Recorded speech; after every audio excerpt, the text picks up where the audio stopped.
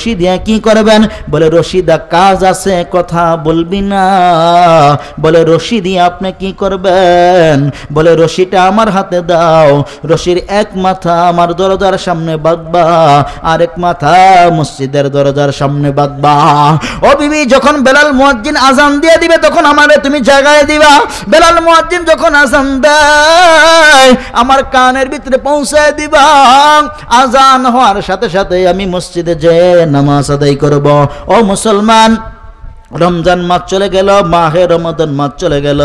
এই পবিত্র মাহে রমাদান মাসে মসজিদে তারাবির সময় লোক হইল, ফরজিয়াতের সময় লোক হইল। রমজান মাস চলে যাওয়ার পরে আজকে আমাদের মসজিদের যে অবস্থা, মনে হয় ফাটল চড়ার মতো হয়ে গেছে। এ মুসলমান, না না না না, এক কাতারও লোক হয় না, দুই কাতার হয় না, তিন কাতার হয় না। কিন্তু রমজান মাসের দিন তাকায় দেখেন মসজিদের লোক লোকারণ্য হয়ে গেছে, আরণ্য হয়ে গেছে। লোকজন মসজিদের ভিতরে ভরে, লোকজন মসজিদের ভিতরে জায়গা হয় না। কিন্তু রমজান মাস শেষ হয়ে গেল, ঈদুল ফিতর শেষ হয়ে গেল, কিন্তু এখন দেখেন মসজিদের ভিতরে লোক নাই। না না না না না, এই কাজ করা যাইবে না মুসলমান। এটা হলো ফরজিয়াত নামাজ, না পড়লে আল্লাহ তাআলা আযাবের ভিতরে ডুবাইবে। আপনারা ডুবাইবে আল্লাহ, আমারও ডুবাইবে আল্লাহ। এই জন্য নামাজ কখনোই কামাই দেওয়া যাবে না। বিবির ডাক দেখ, ওই বিবি যখন আজান দিবে তুমি তাড়াতাড়ি ওযু বানায়া নামাজ আদায় করবা, নামাজ কখনোই কামাই দেওয়া যাবে না। এবার স্বামী যখন বলছে, বিবি ডাক দেখ, ওই স্বামী আপনি এতদিন পর্যন্ত আমাকে এই ঘোষণা দেন নাই, আপনি এতদিন পর্যন্ত আমাকে এই কথা বলেন নাই, আপনি আমাকে এই পর্যন্ত আল্লাহ আপনি আমাকে এই কয়দিন পর্যন্তই নামাজের বিষয়ে তালিম দেন নাই।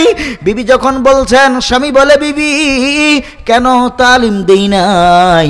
আজকে তালিম দিলাম, নামাজ কখনোই কামাই দেওয়া যাবে না। বিবি ডাক দা কয়, ঠিক আছে, নামাজ কখনোই কামাই দিব না। একদিক থেকে যখন বেলাল মুয়াজ্জিন মসজিদের মিনারা জুড়ে যখন আজান দেওয়া শুরু করেছে, আল্লাহু আকবার, আল্লাহু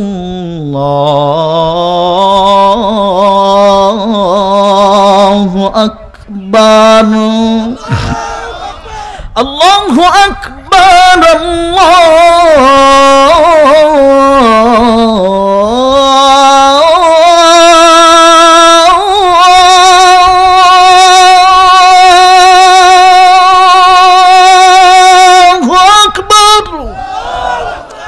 এদিক থেকে যখন বেলাল মুয়াজ্জিন আজানের দড়ি দেওয়া শুরু করেছে, এবার অন্ধ বিছনা থেকে উঠছে, ওঠার পরে ডাক ডাক, ওই বিবি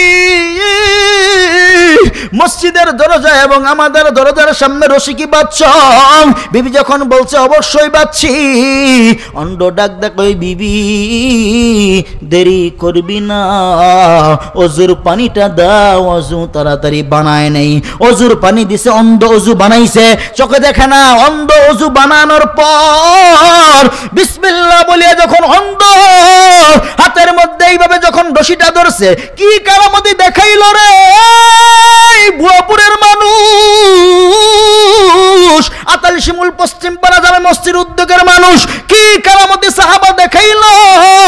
বিসমিল্লাহ বলে যখন অন্ধ রশি হাতের মধ্যে এইভাবে ধরছে, হাতের মধ্যে রশি ধরার পর বিসমিল্লাহ বলে যখন এই অন্ধ বিসমিল্লাহ বলে যখন অন্ধ বাড়ির থেকে বের হয়েছে, রাসূলের প্রতি তার ভালোবাসা দেখানোর জন্য, রাসূলের প্রতি তার মুহাব্বত দেখানোর জন্য, আল্লাহ রাসূল বলছে সবচাইতে বেশি নবীকে মুহাব্বত করতে হবে। অন্ধ বলছে আমি সবচাইতে নবীকে বেশি মুহাব্বত করি, এই জন্য আমি এই কাজগুলো করতেছি। বিবি যখন প্রশ্ন করেছে, বলে বিবি আর প্রশ্ন করবি না, নামাজ পৌঁছ হয়ে যাবে, আমারে তাড়াতাড়ি মসজিদের ভিতরে যাইতে দাও। এইবার যখন অন্ধ বিসমিল্লাহ বলে রশি হাতের মধ্যে নিল, রশি হাতের মধ্যে দেওয়ার পরে যখন বিসমিল্লাহ বলে হাঁটি হাঁটি হাঁটি হাঁটি পা পা করে যখন মসজিদের দিকে যায়, আল্লাহু আকবার, আল্লাহু আকবার, আল্লাহু আকবার। এই আতাল শিমুলের মানুষ কি কারামতি দেখাইল অন্ধ। মসজিদের সামনে আবু বকর দাঁড়ায় রইছে, দাঁড়ানোর পরে বলতেছে কি মুআজিজা দেখাইতেছে অন্ধ।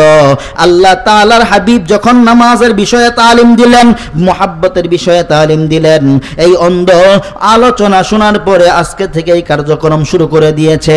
অন্ধ মসজিদে আসতেছে নামাজ আদায় করার জন্য। অন্ধ কি খেলা দেখাইলো, ইতিমধ্যে ওমর উপস্থিত হয়ে গেল।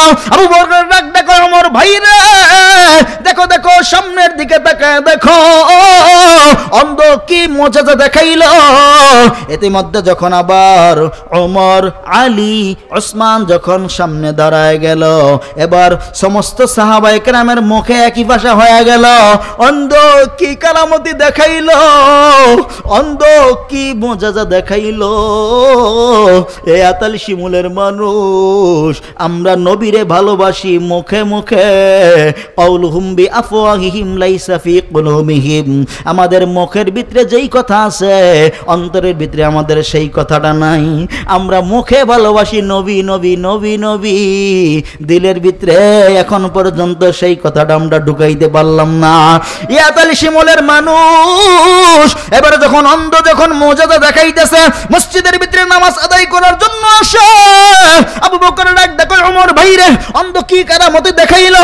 ওসমান ডাক দেখো আবু বকর ভাই রে, অন্ধ কি কারামতি দেখায়। আলী ডাক দেখো জীবনে তো এমন ঘটনা দেখি নাই। অন্ধ দেখায়, অন্ধ দেখাইতেছে, রশি ধরিয়া ধরিয়া ধরিয়া ধরিয়া মসজিদে আগমন করতেছে। ইতিমধ্যে আল্লাহর রাসূল যখন উপস্থিত হয়ে গেলেন, আল্লাহ রসুল উপস্থিত হওয়ার পর এবার আল্লাহ রসুলকে যখন বললেন, ইয়া রাসূলুল্লাহ, সামনের দিকে তাকায় দেখেন আপনার অন্ধ সাহাবী, পাগল সাহাবী নামাজ আদায় করার জন্য মসজিদে হাঁটি হাঁটি পা পা করে আসতেছে, রশি ধরিয়া ধরিয়া ধরিয়া ধরিয়া। আল্লাহর হাবিব ডাক দেখো সাহাবায়ে কেরাম, তোমরা দেখতেছো বাহ্যিক চক্ষু দিয়া অন্ধ রশি ধরিয়া ধরিয়া ধরিয়া ধরিয়া মসজিদে আসে, আমি আল্লাহর রসুল কিন্তু তা চাইয়া দেখি না। বলে আপনি তাহলে কি তাকায় দেখেন? বলে আমি যা তাকায় দেখি তোমরা তা দেখো না। বলে আপনি কি তাকায় দেখছেন? বলে আমি যখন সামনের দিকে তাকাইলাম, সামনের দিকে তাকানোর মাত্র চাইয়া দেখি তোমরা তাকায় দেখতেছো অন্ধ রশি ধরিয়া ধরিয়া ধরিয়া ধরিয়া মসজিদে আসে। আমি হাবিব যখন সামনে যখন তাকাইলাম, আমি সামনে তাকানোর পরে চাইয়া দেখি অন্ধ হাঁটি হাঁটি পা পা করে রশি ধরিয়া ধরিয়া ধরিয়া ধরিয়া আমার মাওলার জান্নাতের ভিতরে ঢুকতা আছে।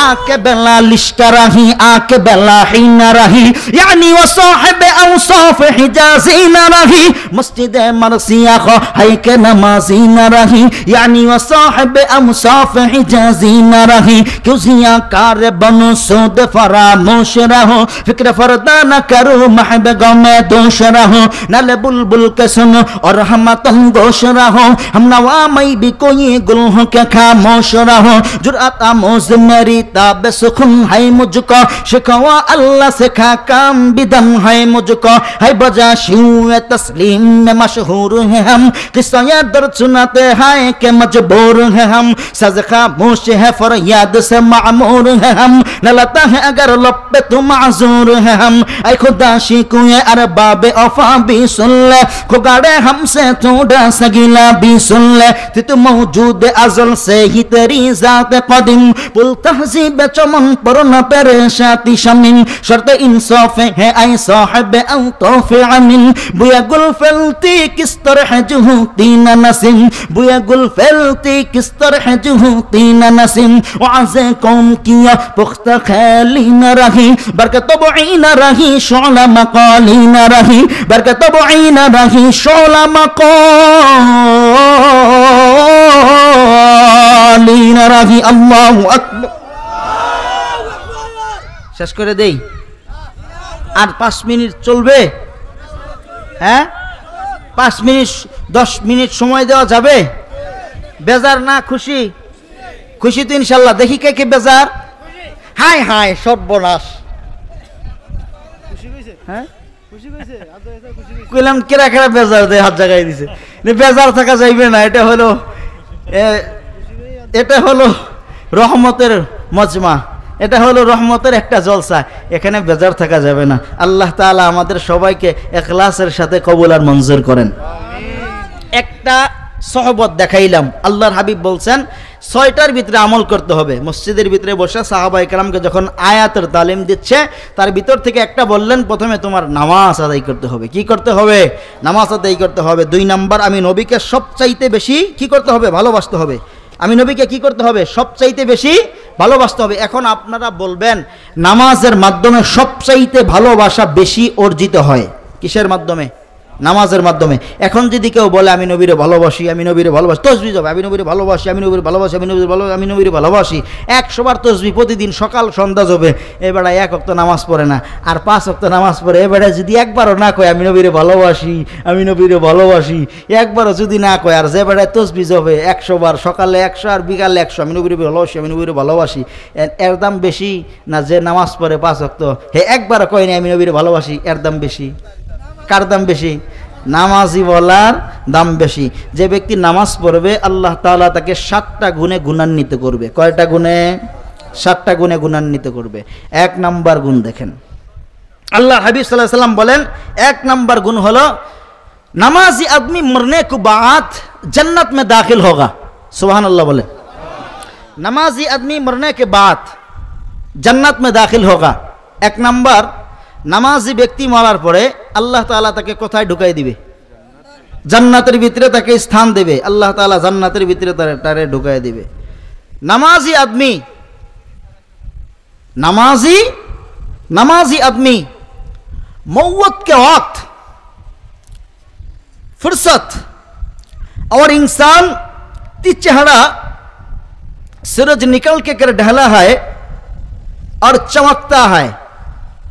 नामाजी व्यक्ति मृत्युबरण करार आगे सूर्य एवं तारा जेमन करे चमकाय, तार चेहरार भितर थेके नूर ओई रकम भावे चमकाते थाकबे। सुबहानाल्लाह बोलेन, नूर एरकम भावे कि थाकबे? चमकाते थाकबे। एखाने छोट्ट एकटा আমল আছে, মাগরিব এবং ফজরের নামাজের পরে যদি মাত্র 7 বার, কতবার? মাত্র 7 বার যদি একটা সূরার কিছু অংশ পাঠ করতে পারেন, অংশটা হচ্ছে কাফ, বলেন কাফ, হা, ইয়া, আইন, সদ, এই শব্দ পাঁচটা মাত্র কি শব্দ? 5টা মাত্র হরফ। যেখানে প্রতি কদমে প্রতি হরফে আল্লাহর হাবিব বলেন 10টা করে নেকি হয়। কয়টা করে? 10টা করে নেকি হয়। সেখানে মাত্র 5টা হরফ, যেখানে 50টা নেকি আমরা অলরেডি পেয়ে গেছি। 50টা নেকি আমরা কি অলরেডি পেয়ে গেছি। এখন অনেকে প্রশ্ন করতে পারেন, আমি যাবার তেরা মার্কা, যে অনেকে প্রশ্ন করতে, হুজুর নেকি পাইছি আপনি বললেন, নেকি দেখি নাই। নেকি কি? নেকি দেখি নাই। আমি নেকি দেখছি। যদি আপনি দেখ পারছেন আমার কাছে আসেন, প্রশ্ন করে ভালো করে বুঝাই দিই। আমি নেকি দেখছি, 50টা নেকি পাইছেন, আল্লাহ আপনার আমল নামার ভিতরে দিয়ে দিছে। আল্লাহ কি দিছে? আপনার আমল নামার ভিতরে দিয়ে দিছে। কিরামান কাতিবিন,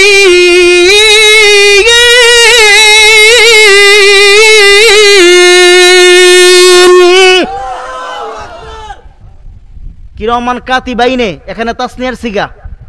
কিরামান কাতিবাইনে, এখানে তাসনিয়ার সিগা, মানে 2টা। 2 কাঁধে 2টা। কয় কাঁধে? আমাদের কাঁধ কয়টা? 2টা কাঁধ। 2টা কাঁধে কয়টা ফেরেশতা? 2টা ফেরেশতা। একটাই খালি খারাপ কাজ, একটা খালি খারাপ কাজ লেখে, আরেকটাই খালি কি লেখে? নেকের কাজ লেখে। এখন আমরা যেখানে বসছি ওই বেটায় নেকের কাজ লেখা শুরু করে দিছে। নেকের কাজ লেখা কি করছে? শুরু করে দিছে। এখানে যে নেকের কাজ লেখা শুরু করছে, আপনি কোরআন আনেন, কোরআন খুলেন, আপনি তাকায় দেখেন, বিশ্বাস না হলে প্রমাণ দেখে নেন। ঠিক আছে? বিশ্বাস না হলে কি? প্রমাণ দেখে নেন। 2 কাঁধে 2টা ফেরেশতা আল্লাহ তাআলা দিয়েছেন। 1 নাম্বার, তাহলে কাফ, ইয়া, আইন, সদ, এটা পাঠ করতে হবে সকাল এবং সন্ধ্যায় 7 বার করে মাগরিবের নামাজের পর।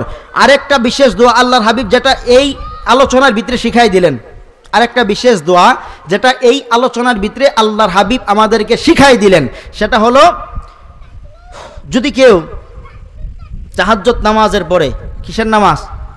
রমজান মাস গেছে আর আমাদের ভিতর থেকে তাহাজ্জুদ নামাজ ছুটে গেছে। কারণ সেহরির সময় উঠতাম, ওই 2 রাকাত বা কেউ 4 রাকাত ইচ্ছা করলে পড়লে পড়তাম। এখন আঙ্গুর ঘুম ভাঙ্গে সকাল 7টায়, কারো ভাঙ্গে সকাল 8টায়, কারো ভাঙ্গে সকাল 9টায়, কারো ভাঙ্গে সকাল 10টায়। আঙ্গর গম ভাঙে। ফজর নামাজ ইয়ার হামুকাল্লাহ কোন দিকে গেছে আল্লাহ ভালো জানে। ফজর নামাজ কোন দিক দিয়ে গেছে এটা কি জানে আল্লাহ একমাত্র ভালো জানে ফজর নামাজ কোন দিক দিয়ে গেছে। তো এটা হলো আমাদের আজকে অবস্থা। এটা তাহাজ্জুদ নামাজের পরে মাত্র 1000 বার যদি এই দোয়াটা কেউ পাঠ করে, আমি দোয়াটা শিখাই দেব, আপনারা টেনশন করার কারণ নাই। আলোচনার শেষের দিকে ইনশাআল্লাহ আলোচনার শেষের দিকে এই দোয়াটা শিখাই দিব। যদি মাত্র 1000 বার এই দোয়াটা পাঠ করতে পারে, কতবার বাজান? 1000 বার এই দোয়াটা কেউ যদি পাঠ করতে পারে 100% লিখে নিতে পারেন, এটা কোনো সমস্যা নাই। 5 দিন পরে আমাদের ধরতে পারেন, হুজুর আপনি একটা দোয়া শিখাই দিয়েছেন আর এই দোয়ার উপরে আমল করছি, আল্লাহ এখনো কবুল করে নাই, আমি আমার গর্দান কাইটে ফেলাবো। সরাসরি আল্লাহর কোরআনের কথা, রসুলের হাদিসের কথা, মিথ্যা হতে পারে না। অবিহি ক্বালা হাদাসানা হান্নাদ ইবনে সারিয়্য ক্বালা হাদাসানা উমর ইবনে খাত্তাব রাদিয়াল্লাহু তাআলা আনহু ক্বালা রাসূলুল্লাহ সাল্লাল্লাহু আলাইহি ওয়া আলিহি ওয়াসাল্লাম আল্লাহর হাবিব বুখারীর ভিতরে স্পষ্টভাবে জানাই দিয়েছেন, বুখারী শরীফের 2 নম্বর খণ্ড 74 নম্বর পৃষ্ঠা 15 নম্বর লাইন। আল্লাহর হাবিব এই হাদিসটা বলেন যে আল্লাহ তাআলা আয়াতের ভিতরে স্পষ্টভাবে জানাই দিয়েছে, বছর 3 মাস 5 দিন জেল খাটছে। 12 বছর 3 মাস 5 দিন জেল খাটার পরে এই 2 বান্দা বের হয়েছে। এই 2 বান্দা কি হয়েছে? বের হয়েছে। 12 বছর পর্যন্ত তাদের কোম্পানি বন্ধ। এখানে লক্ষ লক্ষ গ্রাহক তাদের কাছে টাকা বিনিয়োগ করে রাখছে। এখানে তাদের গ্রাহকের সংখ্যা হলো 45 লক্ষ ডিস্ট্রিবিউটার। কত লক্ষ? জোরে বলেন, কত লক্ষ? 45 লক্ষ ডিস্ট্রিবিউটার। এই 45 লক্ষ ডিস্ট্রিবিউটারের লক্ষ লক্ষ হাজার টাকা এই কোম্পানিতে দেওয়া। কিন্তু 12 বছর যে এই 2টা লোক আটকা ছিল, 12 বছরের ভিতরে তাদের কোনো লোক, তাদের কোনো গ্রাহক তাদের বিরুদ্ধে মামলা করে নাই। 12 বছর পরে তারা বের হয়েছে। বের হওয়ার পরে নতুন করে আবার এটার সংগঠন করে নতুন করে আবার কাজকর্ম তারা নতুন করে শুরু করেছে। নতুন করে কি করছে? শুরু করেছে। নতুন করে শুরু করার পরে আমার সাথে ওনার দেখা, আমাকে উনি একদিন জপলেন, তা আমি ওনার সাথে দেখা করলাম ঢাকাতে মহাখালী। ওনাদের একটা চ্যানেল আছে বৈশাখী চ্যানেল, বৈশাখী টিভি, ওই চ্যানেলে আমি দেখা করলাম, আমার দাওয়াত করেছে, দেখা করলাম।